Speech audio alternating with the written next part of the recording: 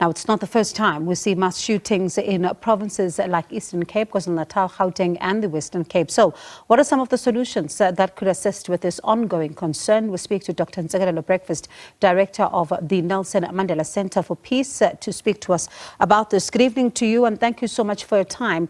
Police are saying that these shootings are concerning and that they require police efforts to be ramped up. But they do say that it's positive that the suspects have been arrested. But how do they begin to ramp up their efforts to fight the scourge?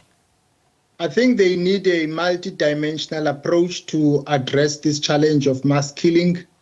I don't think that this is a problem that can be addressed only by SABC. I think SABC need to work side by side with community leaders, faith-based organizations, and also other stakeholders like universities, research centers, and so on. But one of the challenges that Dr. Breakfast, I think your line is a bit frozen there. For us, we'll try and re-establish a connection with you, especially because, there have been concerns about the trust deficit between the police and the communities. You listen to the community, for example, talk about the fact that for them, this is a concern because the response time when they do call the police is another problem. The patrolling is a problem, but also at the same time, the issue of illegal firearms is a huge one. So certainly we'll circle back to this conversation with Dr. Ntsikelelo Breakfast in just a moment.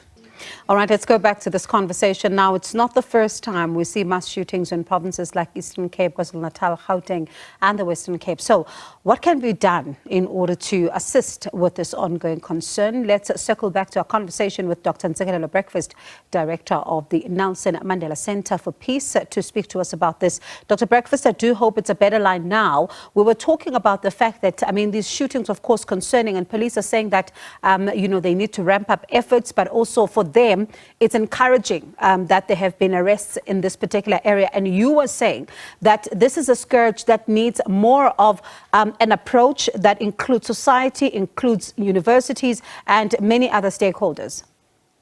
Yes, Bonga was saying that SABC needs to employ a multi-dimensional approach to address this problem, but also it needs to bridge the gaps within itself regarding the intelligence operations, because I don't think that there has been up to scratch. Maybe I don't want to overplay this discourse of state capture, but I think the past is still with us because I think we were affected by the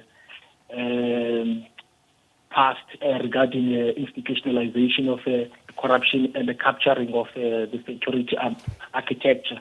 So I think that has contributed also in the escalation of these mass killings.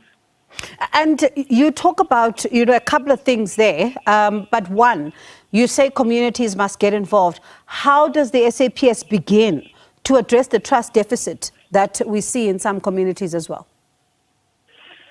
Well, I think that is important, and it's the first step because leaders of communities, they know some of these people, and they are on the ground where the problem is taking place. And they can also feed into the interception of some of these threats which are posing a danger to our society. So I think men and women in uniform and maybe out of uniform working for SABC, they need to work closely with community leaders.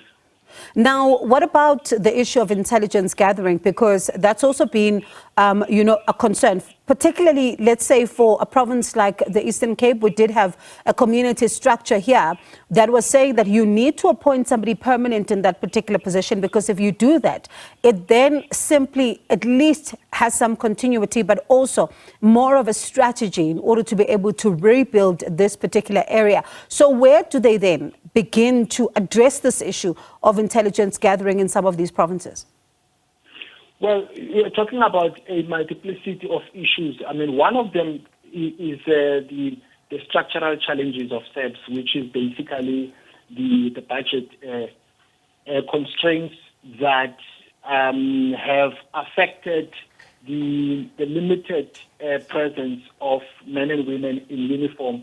But also you have another challenge also of institutionalization of corruption within SABC that has contributed to the inability of intelligence officers to intercept some of these threats.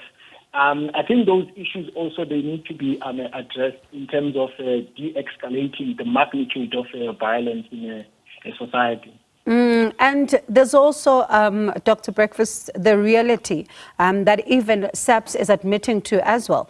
The proliferation of the streets when it comes to illegal and unlicensed high-caliber weapons. That's one of the very, very big issues when it comes to fighting these particular mass shootings. Yeah, my view is that the problem is twofold. Yes, you have firearms that has been circulating around, but also you have another problem, which is the elephant in the room of members of former liberation movements like APLA, Azanla, and MK, who are highly trained to use firearms, who are on the margins of the economy, who are struggling to make ends meet, who tend to participate in some of these activities. Our center has been doing some work on that, and I'm quite happy that there have been anti-poverty strategies employed by government to try and absorb those people who are basically unemployed but trained in the military, who are contributing in some of these mass killings as well. So how much work then did your center do in this particular area, and were you able to see roughly if the numbers, how the numbers are looking of those who could be partaking possibly in such? Yeah, we are busy doing some work, and the work is still underway, trying to quantify some of these problems, working closely with some stakeholders, but also working closely with the community leaders, doing some research as well, trying to contribute to problem solving in terms of reducing some of these activities. Yeah, and as you say, it does sound like it's going to need a multi-pronged approach. Thank you so much for your time this evening. Appreciate it. That's the director of the Nelson Mandela Center for Peace, Dr. Ntsikelelo Breakfast.